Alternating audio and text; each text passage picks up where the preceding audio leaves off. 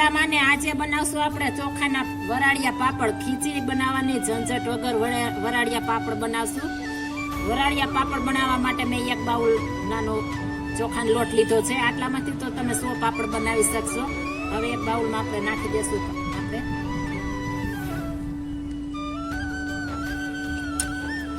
ત્યાર પછી સ્વાદ પ્રમાણે નિમક નાખીશું. ત્યાર પછી જીરું નાખીશું. તમે પ્લેન પણ કરી શકો છો. હું મસાલાવાળા બનાવું છું. ચીલી ફ્લેક્સ નાખું છું. તમે સ્કીપ કરી શકો છો. હવે તેને આપણે મસ્ત મિક્સ કરી લેશું આ રીતના. ત્યાર પછી તેમાં આપણે થોડું થોડું પાણી નાખતા જશું અને હલાવતા જશું. આ રીતના બનાવશું. આ પાપડ એકદમ મસ્ત થાય છે. આમાં ખારો પણ આવતો નથી એટલે આપણે શરીરમાં પણ કોઈ નુકસાન કરતું નથી. એક બાઉલ લીધું, 2 બાઉલ પાણી નાખ્યું. ઘટશે તો આપણે થોડું પાણી નાખીશું. ધાબા ઉપર બનાવવા આવી ગઈશું ચૂલો લઈને.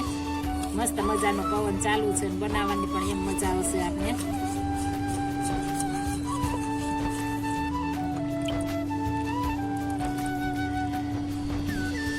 એક બાઉલ લોટ હોય તો 3 બાઉલ પાણી જોઈએ છે. પણ તમારા ચોખા કેવા છે એના ઉપર આધાર છે.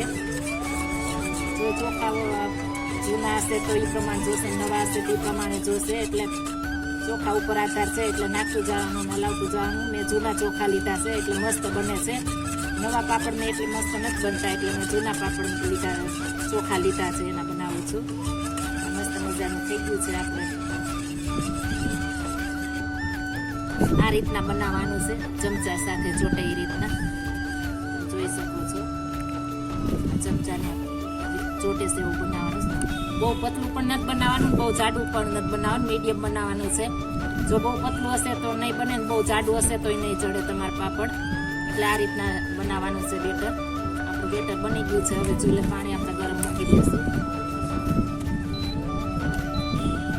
પાણી ગરમ થઈ જાય ત્યાર પછી આપણે ભરીશું.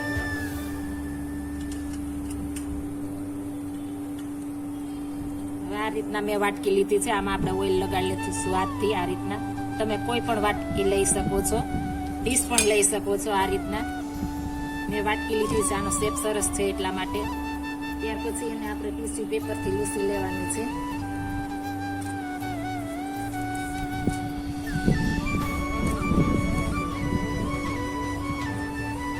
આપણું પાણી ગરમ થઈ જાય તો આપણે બધી પ્લેટો તૈયાર કરી લઈએ. આ રીતના ટીશ્યુ પેપરથી આપણે લૂસી લેવાનું. બહુ તેલ હશે તો આપણું બેટર ચોટશે ને એટલા માટે થોડું થોડું આ રીતના લૂસી લેવાનું છે. મસ્ત મજાનું. હવે બધી પ્લેટમાં લગાવી લેશું. હવે આ બેટર આપણે આ રીતના ભરીશું. આ રીતના મિક્સ કરી લીધું છે. હવે આપણે આમાં ભરીશું. આ રીતના આછું આછું ભરવાનું છે. તમે જોઈ શકો છો.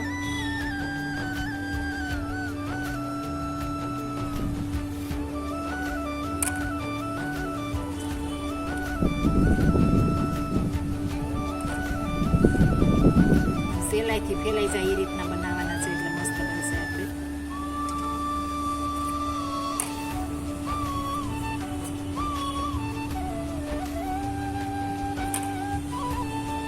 પાણી ગરમ મૂકી દીધું છે. તેમાં એક આપણે આ જારી મૂકીશું. સ્ટેન્ડ છે તે તમે ઇડલીનું પણ લઈ શકો છો. પણ આ મોટું છે એટલે હું આ રીતના લઉં છું. અને આપણે ઢોકળિયાની ટ્રે મૂકી દઈશું. કાણાવાળી આવે છે તે આ રીતના મૂકી દેશું. પછી બધા એમાં મૂકી દેશું આ રીતના એક કરીને.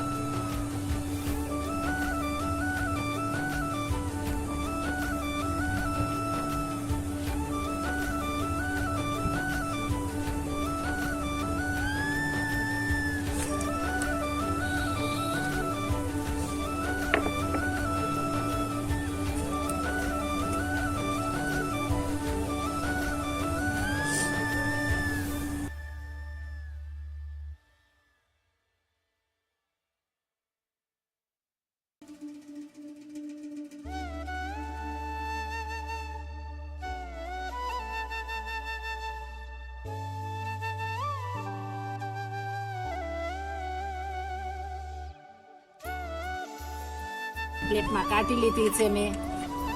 હવે આપણે આને પાછા ફરી મૂકી દઈશું બધી ડીશું.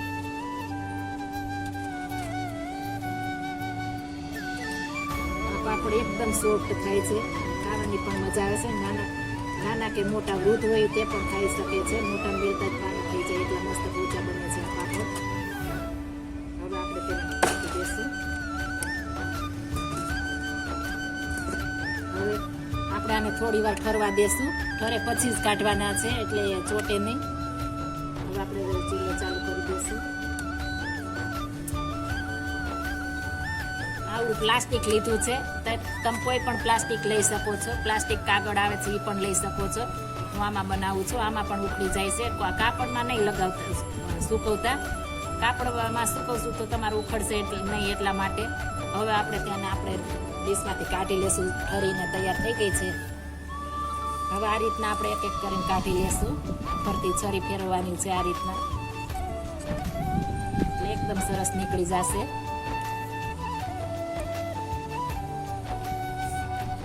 આ રીતના થઈ જાય છે, મસ્ત મજાની બની ગઈ છે. હવે આપણે સૂકી દેશું. આ રીતના બધી આપણે એક એક કરીને કાઢી લેશું.